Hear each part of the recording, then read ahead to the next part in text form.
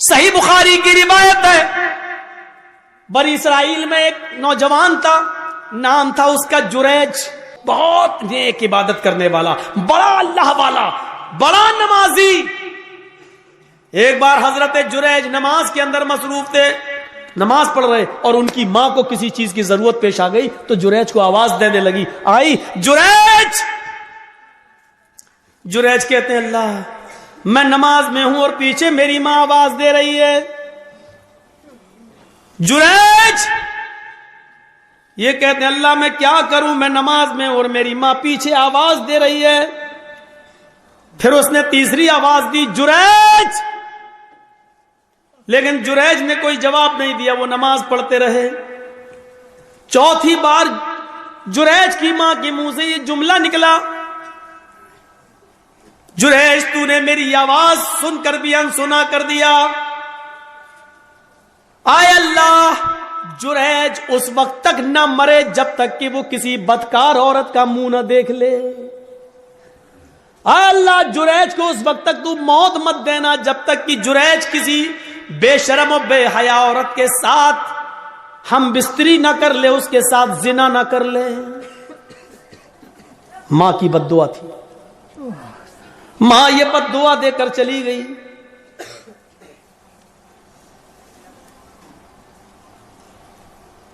پھر کیا ہوتا ہے، 2-4-5 دن کے بعد ایک عورت جریج کے معبد میں جہاں وہ عبادت کرتے تھے اسی میں حجرہ تھا، اسی حجرے میں خوبصورت عورت آتی ہے اور جریج سے کہتی ہے جریج ادنو منی، آؤ میرے قریب آؤ اور مجھ سے زنا کرو۔ جریج نے کہا اللہ کی پناہ میں ایسا غلط کام نہیں کر سکتا، میں اللہ کا نیک بندہ ہوں، اس کی عبادت میں میں اپنی زندگی گزار رہا ہوں، چلو جاؤ یہاں سے ہٹو، یہ غلط کام مجھ سے نہیں ہوگا۔ جریج نے اس عورت کو بھگا دیا۔ وہ عورت پریشان تھی، سیدھے جنگل میں جاتی ہے اور وہاں بکریاں چرانے والے ایک چرواہے کے ساتھ وہ زنا کر لیتی ہے، شکار ہو جاتی ہے زنا کا۔ 9 مہینے 10 مہینے گزر جاتے ہیں۔ 9 مہینے کے بعد اس عورت کے بچہ پیدا ہوتا ہے، حمل ٹھہر گیا تھا۔ 9 مہینے کے بعد جب بچہ پیدا ہوا تو اس چرواہے کا تو پتہ ہی نہیں کہ وہ کہاں کا رہنے والا تھا، کہاں چلا گیا، اور نہ یہ عورت اس کو پہچانتی تھی، بس جنون تھا اس کو کسی سے ملنے کا، مل لیا وہ۔ یہ جریج نہیں ملا تو جنگل کے چرواہے کے پاس چلی گئی، لیکن چرواہے کا پتہ نہیں۔ 9 مہینے سے اس کے گھر میں جب بچہ پیدا ہوتا ہے تو پورے گاؤں والے اس پر بھل پڑے، ہے تیری شادی نہیں ہوئی، بچہ کہاں سے آیا؟ جب اس کو زیادہ پریشان کیا گیا اور گمبھیرتا سے اس بات کو لی گئی کہ پورا سماج بدنام ہو جائے گا، بتا پہلے یہ بچہ کس کا ہے، تو اس عورت نے جریج کا نام لے دیا۔ اس عورت نے جریج کا نام لے لیا کہ اس بچے کا باپ جریج ہے۔ آج کل تو ڈی این اے ٹیسٹ ہو جائے گا، پتا چل جائے گا کس کا بچہ ہے، لیکن اس زمانے میں تو ڈی این اے ٹیسٹ کی کوئی مشینری نہیں تھی، پیتھولوجی اور سائنس نے اتنی ترقی نہیں کی تھی، کوئی پیتھولوجی بھی نہیں تھی۔ پورا گاؤں آیا غصے میں اور دیکھا کہ جریج نماز پڑھ رہا، پورا نماز سے ان کو کھینچا، ہٹ دیکھ کتنا اللہ والا بنا پھرتا ہے، نماز پڑھ رہا ہے، اور اس کا پورا عبادت خانہ توڑ دیا۔ بڑا نالائق آدمی ہے، بڑا کمینہ انسان ہے، اس کا عبادت خانہ توڑ دیا۔ مارا نہیں، اس کو کھینچ لیا، دیکھ کتنا اچھا بنتا ہے، کتنا نیک بنتا ہے، سجدوں پہ سجدے کرتا ہے، رات میں نماز پڑھتا ہے، دن میں نماز پڑھتا، اور کارنامہ دیکھ، گاؤں کی لڑکی کے ساتھ ایسا حال، اس کو ماں بنا دیا، پریگننٹ کر دیا، اس کے پیٹ میں بچہ۔ کس کس کو صفائی دیتے؟ جب عورت یہ کہہ رہی ہے کہ اس بچے کا باپ جریج ہے تو اب جریج کس کس کو صفائی دیتے؟ نہیں مانتا کوئی ان کی بات۔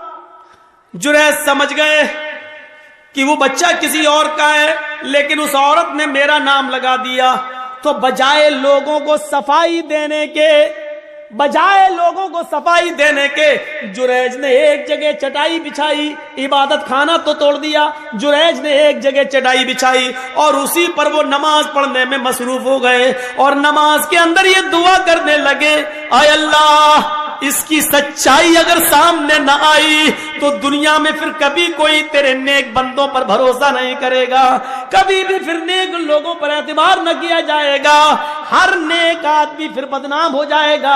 اے اللہ میں نماز کے اندر تجھ سے دعا مانگتا ہوں کہ اس کی سچائی ظاہر کر دے۔ نماز پڑھ رہے ہیں، ادھر اللہ تعالیٰ نے اس بچے کو قوت گویائی دی، جو بچہ اس عورت نے پیدا کیا تھا، جو چرواہے کی پیداوار تھا، وہ بچہ زور زور سے کہنے لگا، اے گاؤں والو، اے گاؤں والو، اے سماج والو، میری ماں جھوٹ بول رہی ہے، میں جریج کا بیٹا نہیں ہوں، میرا باپ فلاں جنگل کا فلاں چرواہا ہے جو فلاں فلاں بستی میں رہتا ہے، میری ماں نے اس کے ساتھ زنا کیا تھا، میں اس باپ کی اس چرواہے کی اولاد ہوں، میں جریج کا بیٹا نہیں ہوں، جریج نے میری ماں کے ساتھ کچھ نہیں کیا۔ جب وہ بچہ زور زور سے بولنے لگا، اس بچے کے زور سے بولنے کی وجہ سے لوگوں کو یقین آ گیا کہ اس عورت نے جھوٹا جریج کا نام لیا ہے۔ وہ معافی تلافی کرتے ہوئے آئے اور کہنے لگے، جریج ہمیں معاف کر دو، ہم سونے کا تمہارا معبد عبادت خانہ سونے کا بنا دیں گے، ہمارے پاس اتنا سونا ہے، ہم سونے کا تمہارا عبادت خانہ بنا دیں گے۔ جریج نے کہا نہیں نہیں، جس طرح مٹی کا پہلے بنا ہوا تھا اسی طریقے کا بنا دو، سونے کی عبادت خانے کا ہم کیا کریں گے، ہمیں تو نماز ہی تو پڑھنا ہے، اور کرنا ہی کیا ہے۔ میرے بھائیوں، حضرت جریج کے اوپر جب مصیبت آتی ہے، اور اتنی بڑی مصیبت کہ نیک آدمی کے اوپر زنا کا الزام لگ رہا ہے، تو حضرت جریج صفائی پیش نہیں کرتے ہیں بلکہ نماز کی آغوش میں چلے جاتے ہیں، نماز کے دامن میں چلے جاتے ہیں، نماز پڑھنا شروع کر دیتے ہیں اور اسی نماز کے اندر دعا مانگ رہے ہیں۔ اللہ نے کہا، یا ایھا الذین آمنوا استعینوا بالصبر والصلاۃ، جب تمہارے اوپر مصیبت آئے تو صبر اور نماز کے ذریعے اللہ سے مدد مانگو۔ جریج نے صبر کیا گاؤں والوں کے عبادت خانہ توڑنے پر اور نماز کے ذریعے اللہ سے مدد مانگی ہے۔ میرے بھائیوں، نماز بڑی سے بڑی مصیبتوں کو دور کر دیتی ہے۔ نماز جب آپ کے اوپر بہت بڑی کوئی مصیبت آئے تو فوراً وضو بناؤ اور نماز کی آغوش میں چلے جاؤ۔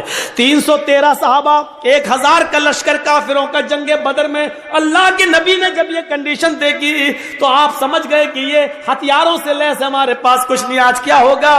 تو آپ نماز پڑھنے لگے اور سجدے میں یہ دعا کرنے لگے، اللہم لا تہلک ھذل العصابہ ان تہلک ھذل العصابہ لن تعبد بعد اليوم قط۔ اے اللہ، آج اگر یہ مٹھی بھر جماعت ہلاک ہو گئی، آج یہ 313 صحابہ اگر مٹ گئے، ہلاک ہو گئے، تو اس روئے زمین کے اوپر پھر کبھی تیری عبادت نہ ہو سکے گی، اس روئے زمین کے اوپر پھر کبھی کوئی تیرا نام لینے والا نہ ہوگا۔ اے اللہ، ان 313 صحابہ کی حفاظت فرما، یہ 1000 کافروں کا لشکر ہے۔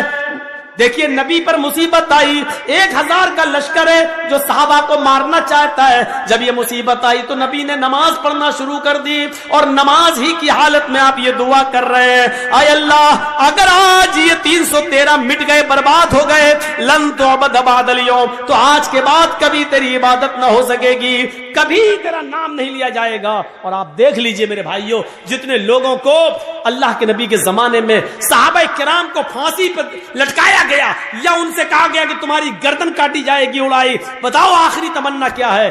تو ان لوگوں نے آخری تمنا جب بتائی تو یہ نہیں کہا مجھے میری ماں سے ملوا دو، یہ نہیں کہا مجھے میرے باپ سے ملوا دو، یہ نہیں کہا مجھے میرے بیوی سے یا بیٹے سے ملوا دو۔ جب ان سے پوچھا جاتا تمہاری آخری تمنا کیا ہے تو وہ کہتے ہیں مجھے 2 رکعت نماز پڑھنے کی مہلت دے دو، مجھے 2 رکعت نماز پڑھنے کا موقع دے دو بس۔ اور وہ ہلکی نماز پڑھتے 2 رکعت تاکہ دشمن یہ نہ سمجھے کہ میں لمبی نماز اس لیے پڑھ رہا ہوں تاکہ موت سے بچ جاؤں یا موت کے ڈر سے میں لمبا کر رہا ہوں۔ وہ چھوٹی چھوٹی ہلکی ہلکی نماز پڑھ لیا کرتے تھے۔ نماز मुसीबतों को और परेशानियों को दूर करती है। मेरे भाइयों, जब आपके पास कोई मुसीबत, कोई परेशानी आए, फौरन नमाज की आगोश में चले जाओ और नमाज के बाद या नमाज में दुआ मांगो अल्लाह ताला से कि बारे इलाह तो हमारी खताओं को माफ फरमा दे, बारे इलाह इस मुसीबत को तो हमारे ऊपर से हटा दे और दूर कर दे। मेरे भाइयों, नमाज इंसान के लिए वैसे ही है जैसे माँ की गोद बच्चे के लिए है। बच्चा जब डरता है तो माँ की गोद में आता है तो अपने आप को महफूज समझता है। आप जब नमाज पढ़ेंगे तो अपने आप को महफूज समझेंगे। 1:10 हो गया है, मुझे निकलना है। जो ट्रेन मुझे पकड़नी थी वो आज कैंसिल हो गई है।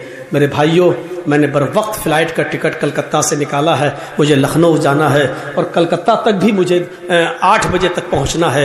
इसलिए हम अल्लाह से दुआ करते हैं कि बारे अल्लाह तो हमारी ख़ताओं को माफ़ फरमा दे, गुनाहों को बख्श दे, जमीअ मुसलमानों पर रहम फरमा, हम सबको पक्का सच्चा नमाजी बना दे। अल्लाह, जब मुसीबतें आएँ तो नमाज की आगोश में हमें जाने की तौफीक अता फरमा, हमें नमाज पढ़ने का आदी बना दे और नमाज हमारे जिस्मों में ऐसे शरायत कर दे जैसे हमारे जिस्म में रूह है तो हम हैं, रूह नहीं तो हम नहीं।